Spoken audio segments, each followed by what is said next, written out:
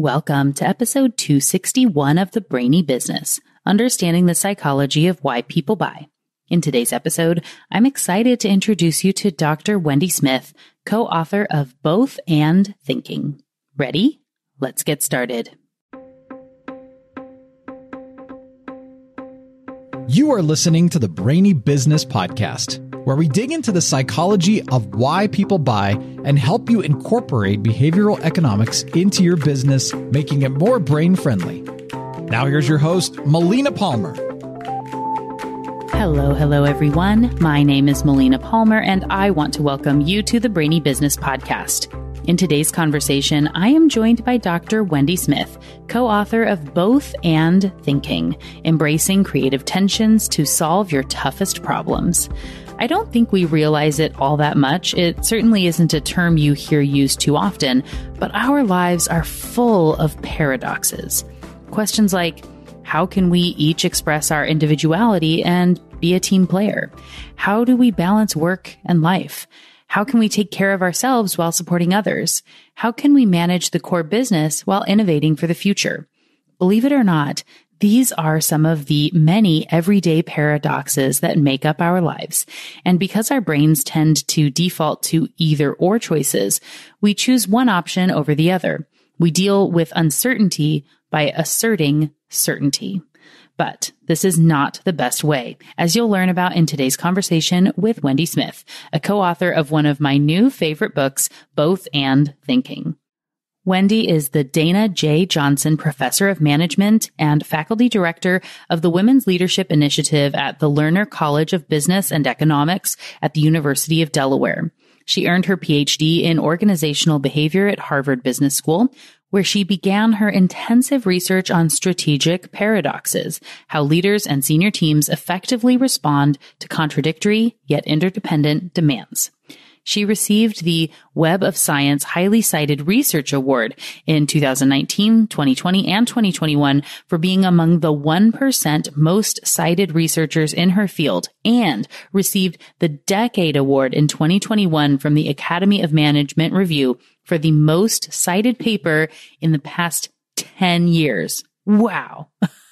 That's amazing. Her work has been published in such journals as Academy of Management Journal, Administrative Science Quarterly, Harvard Business Review, Organization Science, and Management Science. She's taught at the University of Delaware, Harvard University, and the University of Pennsylvania Wharton, while helping senior leaders and middle managers all over the world address issues of interpersonal dynamics, team performance, organizational change, and innovation.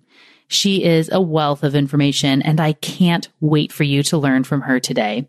Really quickly, before we get into the conversation, I want to be sure you know that there are links in the show notes for everything, including related past episodes, links to articles and books, including Both and Thinking, of course, as well as ways to get in touch with Wendy and so much more. It's all waiting within the app you're listening to and at thebrainybusiness.com/261.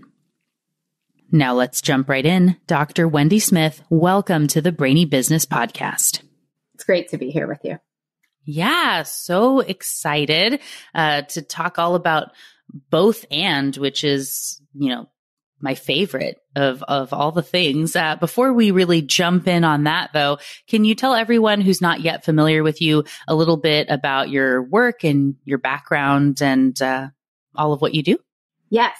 I am a professor of organizational behavior, business leadership management.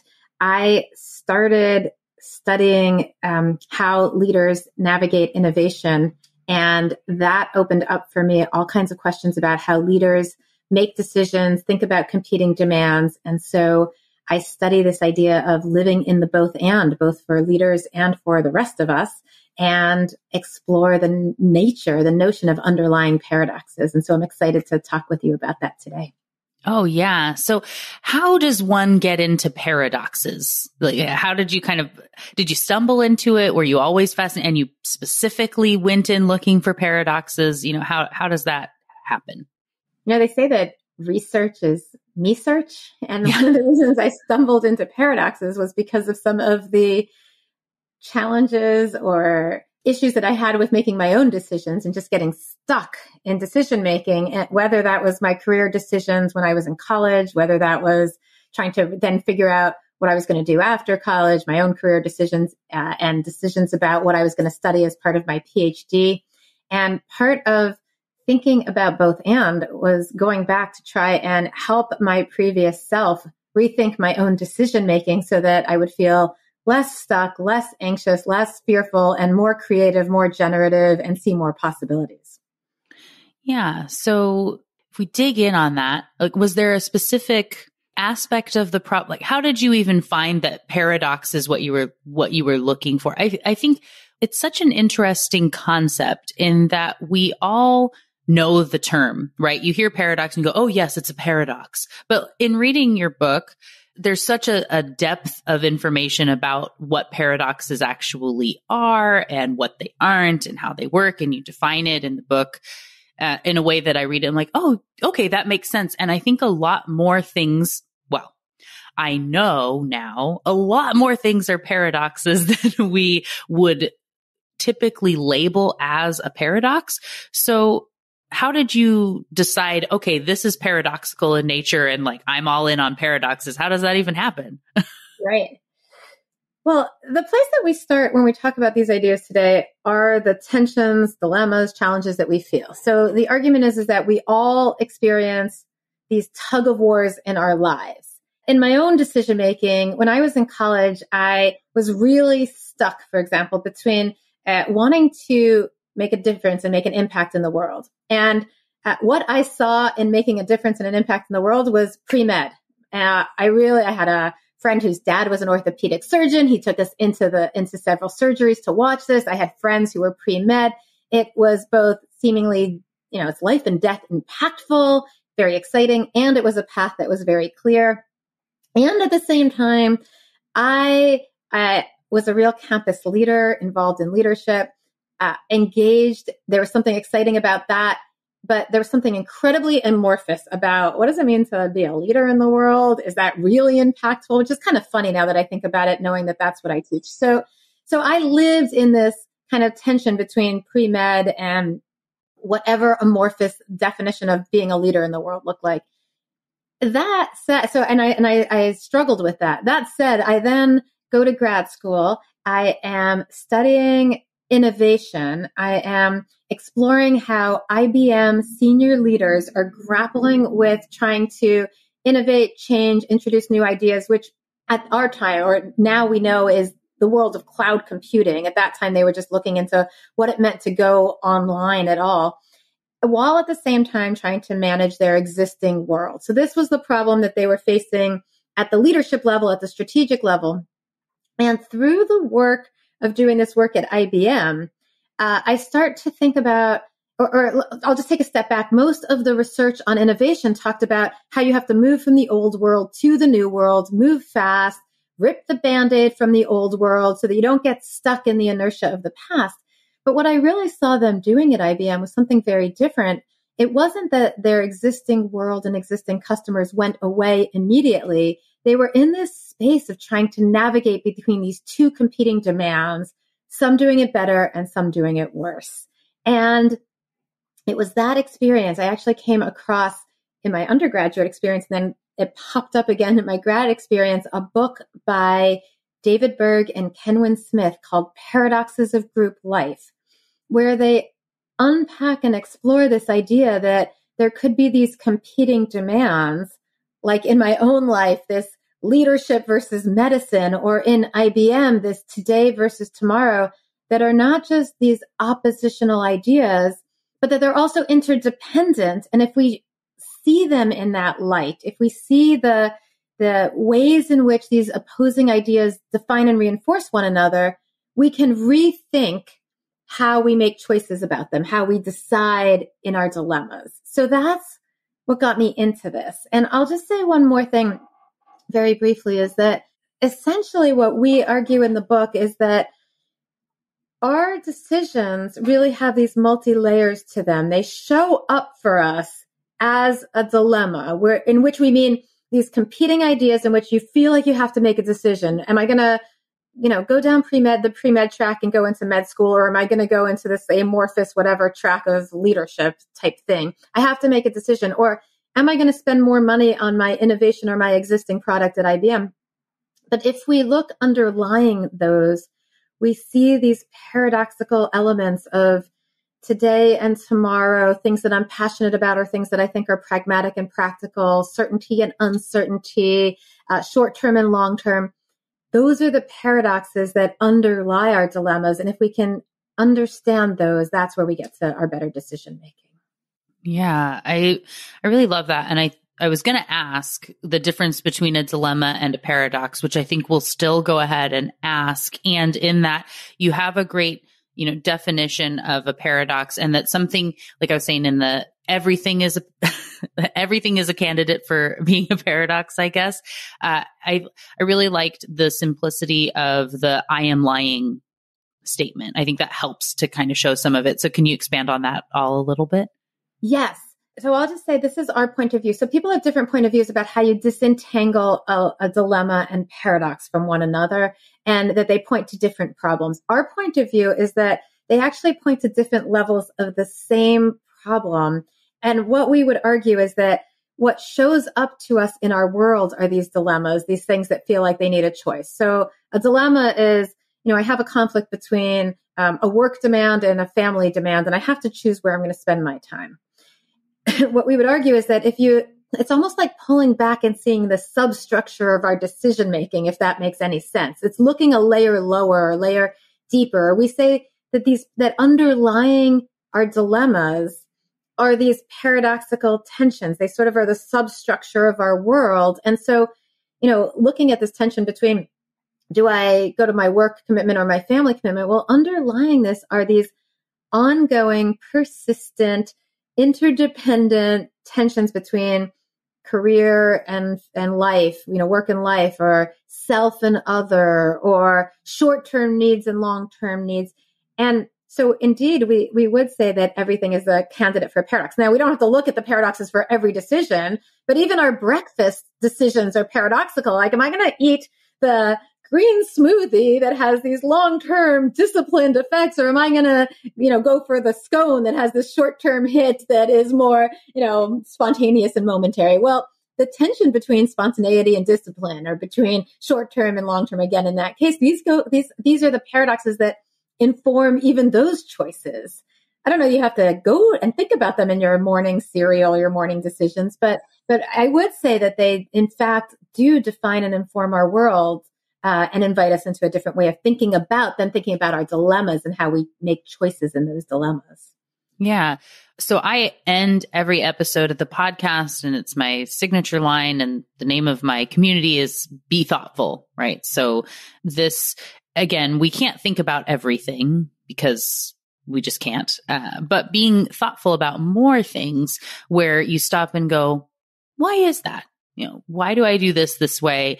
And if you are always reaching for the scone and ignoring the green smoothie, that you even like pre-chopped all the stuff and have it ready to go. We've got some time discounting problems going on here for sure, and why, and you might justify to yourself that it's just easier or whatever. But then if you take a moment for the things you really do want to change and look at what those pulls are, the tensions, like you've said, of it. I think that this idea of the underlying paradox, again, or paradoxes in pretty much everything, is that it's just a good way to, I think, kind of get to that deeper level about habits we have, and when we're looking to change the way that we've always done things, and to try and break ourselves of something when we do want to look at change, kind of in a new way. Yes. And the invitation that we would make would be to say, it's not that we're trying to choose between being always super disciplined or spontaneous. And in fact, what we would say is that, okay, let's say we take the breakfast example, we look at this tension between discipline and spontaneity. The problem is that if we go extreme on the discipline, it becomes problematic in so many ways. And in fact, it becomes problematic because we well, a couple of things. First of all, extreme discipline sort of limits or creates these conditions where we become so enmeshed in that we lose out on any sense of what we're trying to be disciplined for. In fact, like oftentimes we're trying to be disciplined in service of being spontaneous and more joyful and enabling in life. But if we then become so extreme on the discipline, on our routines, on our restrictions, we then, sort of kill the fact that we're actually trying to do those things in service of spontaneity. I mean, the same is true with spontaneity. If we go extreme on spontaneity, then we lose almost any sense of the joy of what the spontaneity is about and the benefit of it. And, and in fact, sometimes we want spontaneity in service of creating more routines along the way. And so the goal here is to recognize that there is a relationship between discipline and spontaneity, that discipline enables us to be spontaneous as long as we don't go so extreme. And spontaneity enables us to have more sort of, structure in our world. And it invites the question, okay, how do we accommodate both and not become extreme in one or the other? What's detrimental about being extreme in one or the other? How do we accommodate both? Yeah. Well, it's a perfect segue into wrecking balls and looking at some business examples. I know you talk about, I think Lego was one that came up in the wrecking balls space.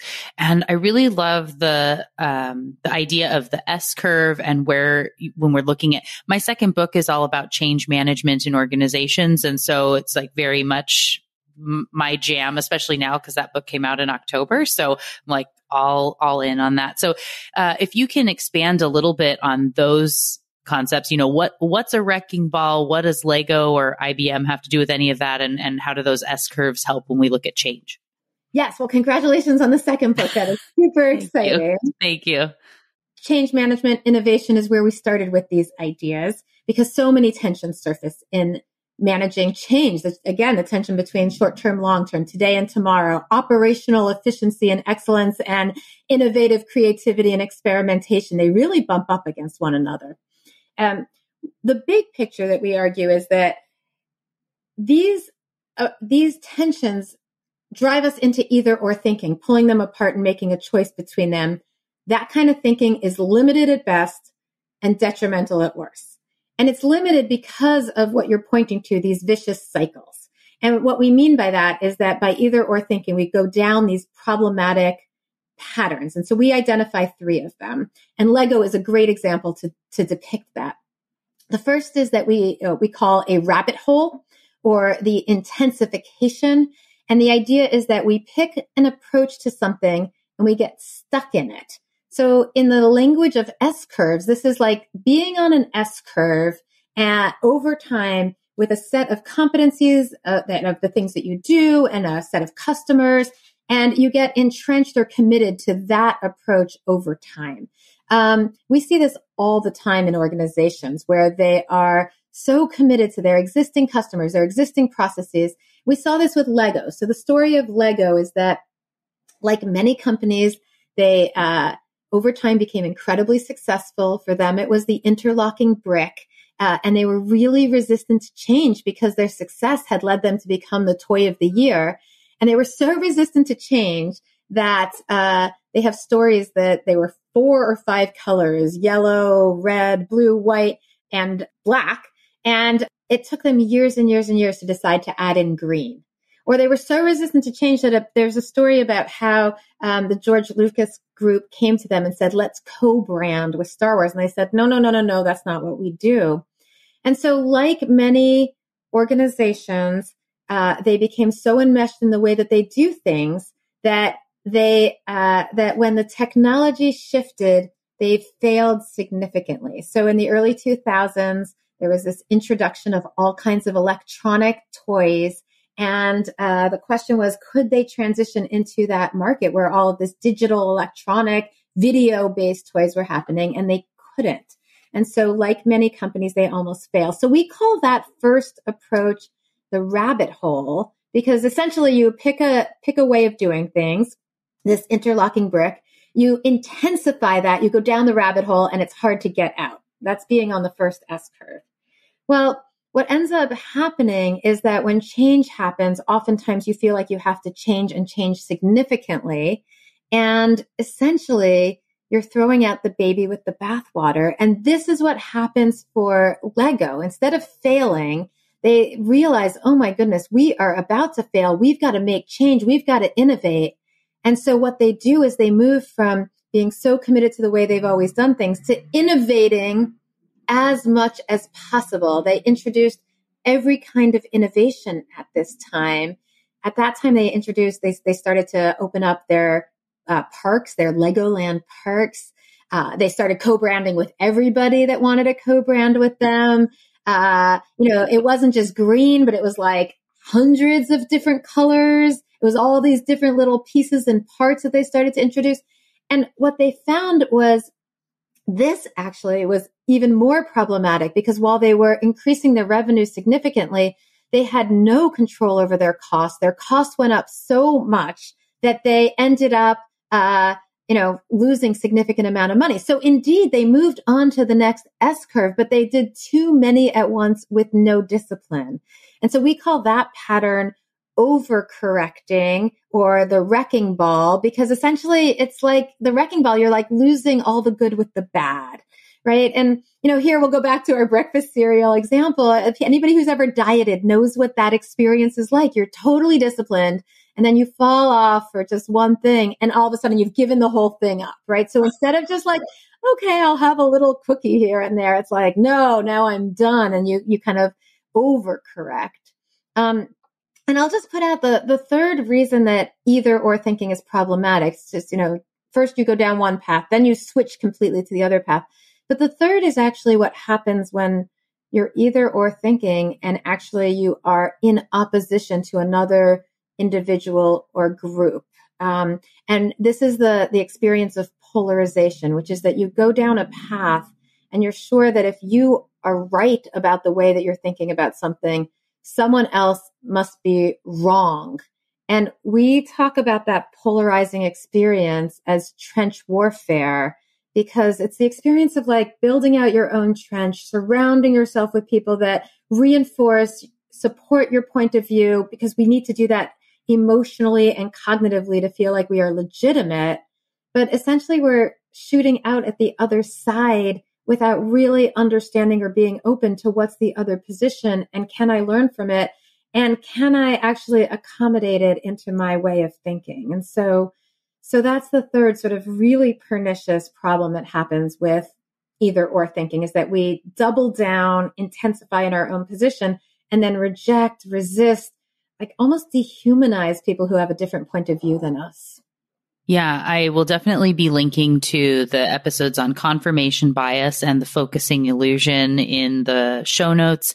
And when I talk about this, too, I always say that, looking for ways we can both be right. And even if we're saying completely opposite things, we can still both be correct because there's a big old world out there full of paradoxes, right? So there are lots of ways that we can be finding those collaborative points with vastly different views. And so with the piece of the S curve, and you talk about change in this way, so that a problem that happens with businesses is they get too stuck in the thing that's working, right? If it ain't broke, don't fix it mentality. And we say, we're just going to ride the wave and it feels like it can go forever. And when the time comes that we know that we have to, then we can start looking for something. Of course, as it says in the book, it's a slippery slope off the end of the S curve. So it's going to be very quick to fall out at the end and often too hard. And then in that way, you look to this sort of wrecking ball mentality go way too far in the other direction in a way that can be often even more detrimental. And if you get rid of, well, obviously this doesn't work, so like throw it all out and try to start from scratch when you're already falling off the edge of the curve, it's just really a setup for disaster. So instead of getting stuck in that way, what is the advice what businesses should be doing as they're looking to be continually innovating and stacking up their S curves like stairs? Yes, this is the idea of living into that dualistic mode of continuing to be operationally successful as you move up your S curve, this is what we were watching IBM trying to do, continue to service your existing customers and be efficient with your existing products. And at the same time, be scanning, exploring, experimenting, innovating to figure out what the new S curve looks like. By the way, this is a similar kind of issue with individuals. How do we continue to heads down, perform well in the things that we're really good at, while simultaneously heads up, looking out, exploring new ways of expanding our competencies and expertise and passions? Because soon tomorrow is going to become today, and you no longer have new, and we become obsolete in our experiences. Yeah. If you get too stuck, I'm also going to be linking to, it's moderately related, but the Dunning-Kruger effect comes up for me here. A little bit of you don't know what you don't know. And so we're overly confident and you get too stuck in the things that you do know. And we need to step back and look around every so often to see what's out there and, what the next step is for us. Yeah. I don't know if you've come across this notion also of a competency trap.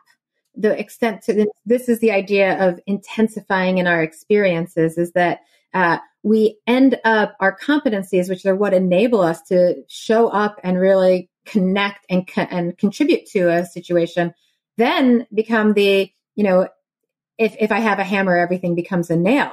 And it's the things. So, we have these competencies, I go down the road of being a pre-med. I surround myself with other doctors. All I know about is being a doctor. The idea of switching to get an MBA or to go into administration or to try something new is so unheard of because I'm so enmeshed in the trap of how my ideas, my talents, my skills, my identity, my networks trap me in along the way. Mm-hmm. Yeah. You can't even imagine what else is out there because you're so stuck in that. And so, yeah, functional fixedness episode linked in the show notes too for the hammer and nail problem there on that. So, one of the things that I found, so I love the book. Obviously, I have tons of things like, ooh, and I always have to pick what to grab here. I really love the idea of the problem isn't the problem, but the way we're framing and thinking about the problem is the problem. That's all I talk about, I feel like, all the time. So I think that is a very interesting direction on this. And the other thing, so you get to have your own sort of both and moment, or choose your own adventure in which path you want to go down here. I really enjoyed the statement when you were talking about the woman from Nova Scotia, and that for the people on the island, that they had to change to stay the same.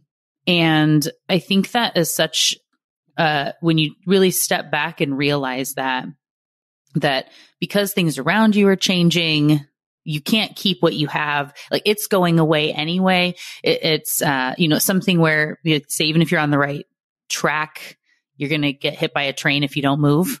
Sort of an idea there. It kind of got me thinking about that. And I just loved that idea of you have to change to stay the same. So however you want to expand on either of those aspects. Oh, so much there. Well, I'll just tell the story really quickly of Zita Cobb, because it is a great story and it's a great example of these ideas of both and thinking and paradox. The story, very briefly, is that Zita Cobb grew up on Fogo Island. Fogo Island is the northernmost, or one of a North Island in Newfoundland. It's an island off of an island. It's in the middle of the North Atlantic, and it was settled 8 generations ago by people coming over from the UK, Ireland, Britain, Scotland, that had been living there for generations, surviving on cod. And they were fishermen that would boat out in these punt boats, inshore fishing for the day, come back with these cod. There's this great picture that she shows of 2 kids with a cod the size of these 2 8-year-olds right in the middle. And she says, cod was just part of our family. And it's a story like any other rural community where there is one resource and the resource dries up. So for them, the Scandinavian countries would come in with these large trawler boats that would troll the big open seas for days, and the inshore stock of fish dried up. And then the province put a moratorium on fishing. So people left the island because then there was no economic, resourcefulness on the island.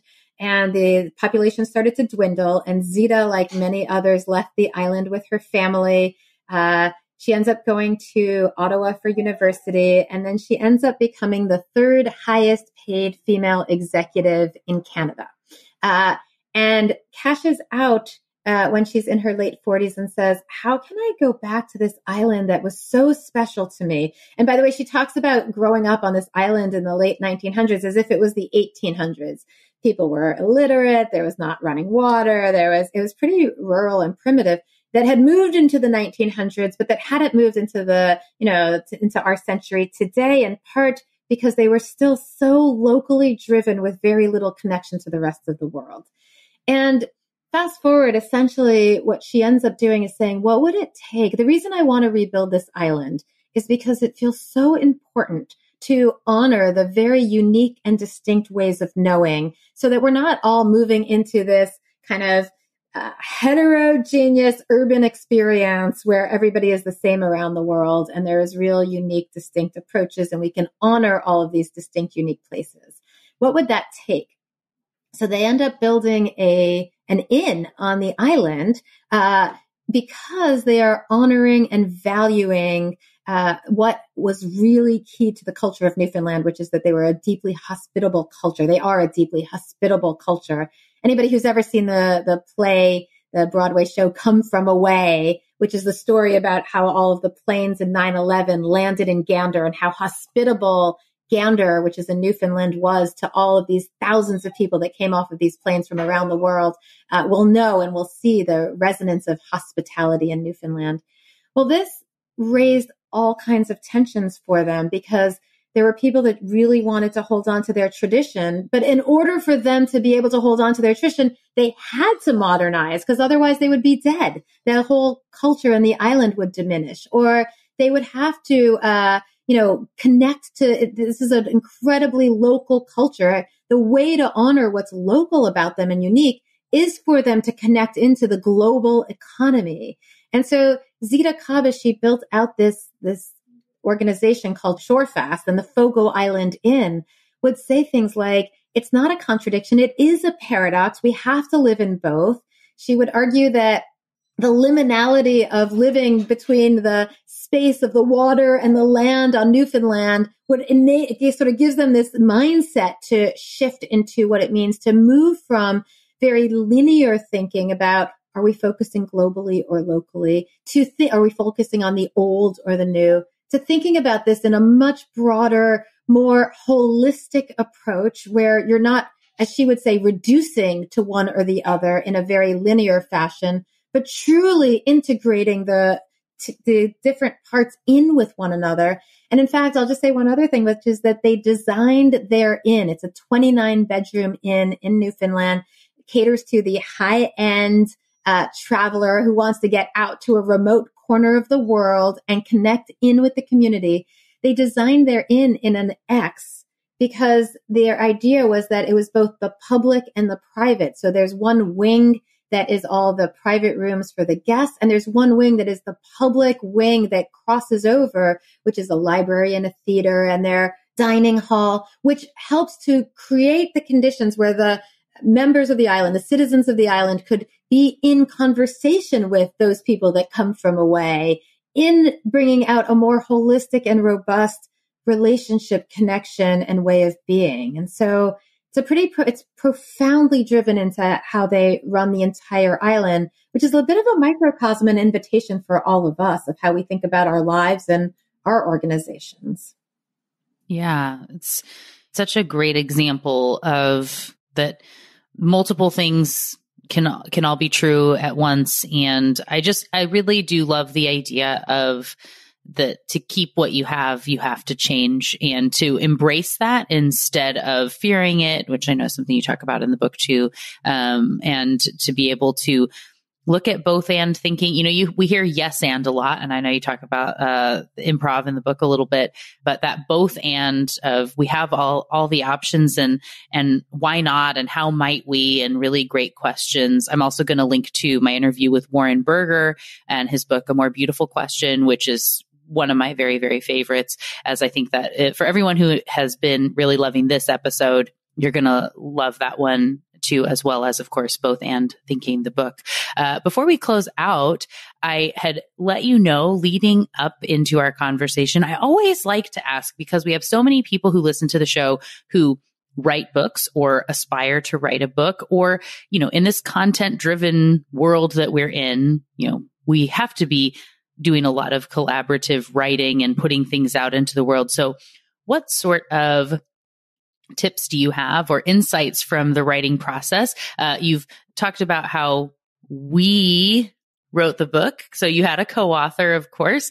And so, what are tips for people that are looking to have a co-author? Any of that you have insights for people?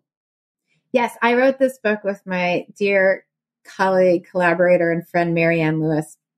I think my number one tip is just to sit and do it. And I know that is something that people will say all the time, but just, I once had a professor when I was at Harvard who said, it's just like butt in seat, get it done. And that's important. And I am so grateful to collaborate on this book because Marianne and I have been working together since I was in grad school. As I said earlier, came across this concept of paradox and then looked around to say, who else studies this idea? And there were very few people that were talking about paradox in the context of organizations and organizing and leadership, in part because it's a quite irrational idea, or it does not feel linear and rational in the ways that we like to think that our science, that is informing our science.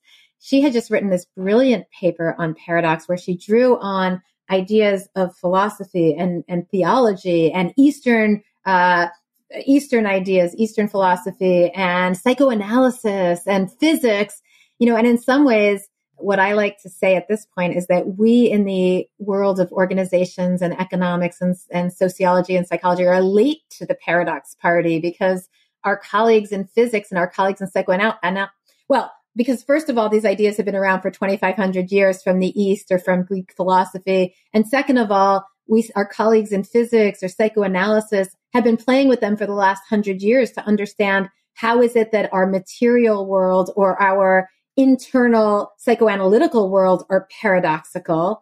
And that was only now in the last 20 years that we are saying, okay, well, how does that mean that our social world and our behavioral world is paradoxical? So she had written this paper, and I like to say that I stalked her because I saw the paper, I emailed her and said, oh my gosh, tell me everything you know. We met at a conference and we like to say the rest is history. And what's been really important is that we have both anded our writing process, learning both how we come to a collective understanding of our goals and our vision and our purpose, yet also knowing and being able to articulate what is distinct about each of our talents and being able to work together to create synergies between them. So I am the crappy first draft writer. She is the brilliant structure. We work together to think about and generate the ideas and structure them. I write a crappy first draft. She makes it sound so much more beautiful and helps to structure it even more. And then we go back and forth. And that has been, and having a partner who can also emotionally help in the process when you feel stuck and you're wondering, is this any good? And is anybody going to read this besides my mom? That's also been incredibly helpful. So it's been a great partnership, and I'm so grateful to her and to the ways that that's helped our ideas and our ways of expressing our ideas. Yeah, I love that. And I think, both anding your writing process there, I hear the tip in that of not everyone is great at everything. Not everyone enjoys everything. And to be able to write a really great book, if one person was to say, I'm either going to write a book or I am not. And that is like, that's your either or, right? Do I write a book or do I not write a book? And you say, well, I'm not great at writing sitting down and writing is difficult for me or whatever. There's someone else out there who is saying, am I going to write a book or not? And they may have that their strengths perfectly complement what your weaknesses are. And you could find the person that you could do this together and, both and your own book out into the world where you can write a book without having to do the thing that you know you're never going to do. Right. And trust that the other person can honor, respect you, even as you acknowledge, here's the things that I'm good at and here's the things that I'm not good at. Yeah, I love it.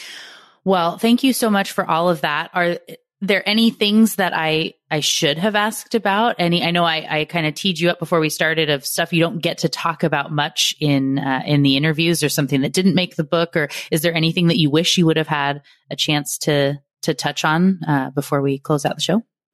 Well, what I've been thinking, what I love and what I've been thinking about is just how engaged you are, given that this is a podcast on behavioral economics, in part because one could go to the world of economics and just think it is a very linear, rational science that looks for means and averages and tries to unpack sort of linear relationships between things. And the behavioral part shows just how messy those linear relationships are. So there is something deeply paradoxical about behavioral economics, living in the both and of the messiness of our world amid a very linear science.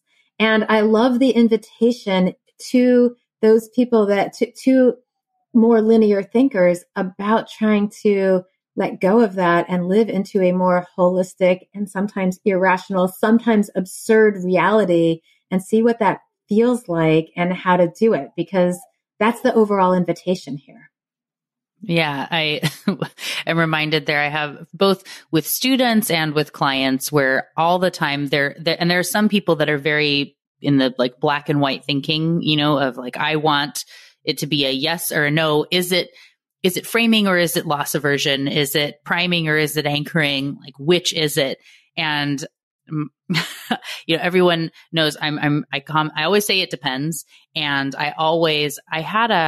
when I was in my corporate role, I worked with an executive coach at one time. And I remember it really stuck with me for a long time where I was, doing one of these, like, and I think it was actually, I was asking how we should start this meeting. Should I talk about this or should I go into this? And his answer to me was yes. And so I do that to people now all the time, because I remember having that moment of, like, and so, when people ask questions and say, well, is it A or is it B or is it C? And I say, yes to all. It's all of those things. And we really need to embrace the gray and know that there's so much in there, and it's all of those things and none of those things, and however you choose to look at it. And we can keep digging and finding stuff in a way that I think is so fun. So, yeah. I'm sitting here smiling because I think you have captured the essence of this book right there. Oh, good. The invitation is, if you just start by noticing how often you say or, and start with that yes, and shift the or to the and, it shifts up neurological. And we have a whole bunch of studies that show that just changing the question will invite you, this is the reframing, will invite you into just a whole different way of thinking. So there is the entree point into the both and. Oh, I love it. Well, I think, like you said, a perfect point to move forward. And for everyone who is now so excited to go get their copy of Both and Thinking and to connect with you and to learn more and all the things with you and with Marianne, of course, we'll put the link to the book in the show notes. And what's the best way for people to get in touch with you and to learn more? The best place to find us is our website, boathandthinking.net, and we are posting there. Wonderful. We will go ahead and link to that as well. And so excited. Thank you again, Wendy, for joining me on the show. I look forward to many more conversations because I can tell that we could talk for a really long time. Indeed, as well. Thank you for such a great conversation. Thank you again to Dr. Wendy Smith for joining me on the show today. What got your brain buzzing in today's conversation? For me, I can't choose just one thing, and I'm glad that because of the nature of the topic, I don't have to. So first off, I love the S-curves of change and innovation and how well Wendy and her co-author Marianne talked about them in the book. It makes it really easy to understand and brings something tangible to the always be innovating language we hear that's become cliche by grounding it in something that's actually doable.